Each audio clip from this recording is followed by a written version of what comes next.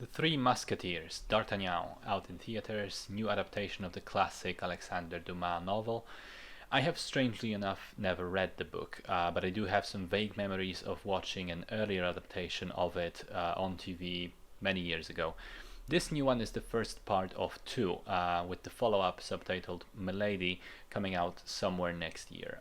Both movies were shot back to back in France, same director, same crew, same actors, primarily on location, with only a couple of minutes of screen time apparently being shot in an actual studio.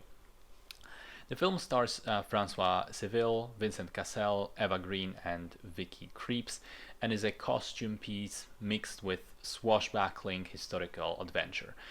17th century France is on the verge of war between the Catholic population, led by the relatively weak King Louis XIII, and the Protestant dissidents backed by England. However, the king's right-hand man, Cardinal Richelieu, may actually be plotting a secret, sinister plan of his own against the king to usurp the power for himself.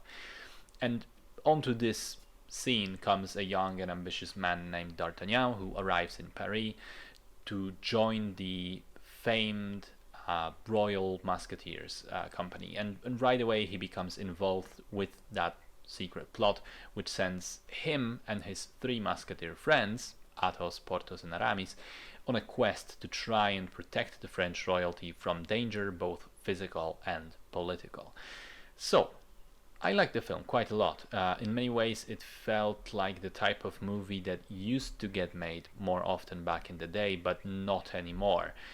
You see, at its heart, it isn't a very deep film. It's a fairly light, swashbuckling adventure with romance, friendship, honor, sword fighting, and action on the forefront. But at the same time, the production value makes it clear that it got the level of attention which is nowadays reserved for more serious period dramas.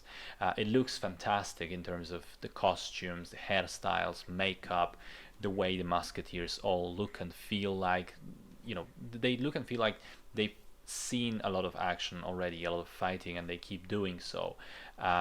It really shows that the film was shot largely on location, because it features a ton of old and beautiful architecture, both from the outside and inside, which again further transports you into the world of the film.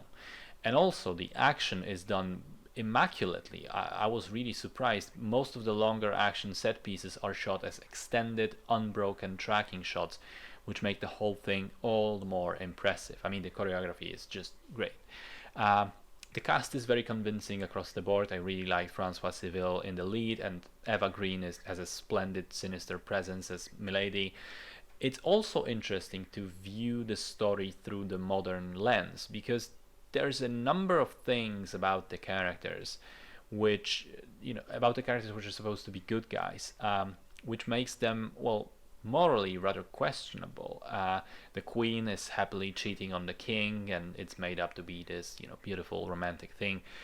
Also, Athos feels like a fairly broken man, and if I read the third act correctly, he tells this story from his past, which makes him seem like a really vile man. Aramis straight up tortures the guy, and even D'Artagnan himself is slightly creepy in his advances towards Constance, although I've read that in the original script it was apparently much worse and it was toned down on the request of the actor. But I suppose, at least some of those things are a product of the times of the 19th century writing, where there were different morality standards, let's say, so it's only fair to adapt the story as is without trying to change it. One more thing that was strange to me: there is a musical theme used in many of the action sequences, which is straight up ripped from Hans Zimmer's score for Dark Knight Rises. I mean, I swear I heard it the first time, and I was immediately looking for Batman to show up and kick some ass. It's very recognizable. And, is it plagiarism or just inspiration? I'd say the former.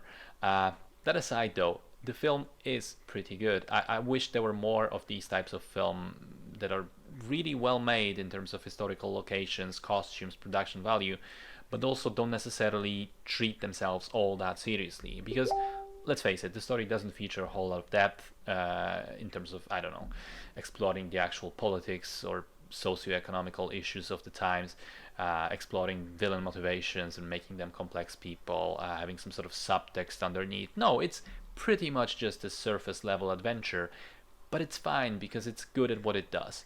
I liked it, and I'll definitely go and see part 2 just as well.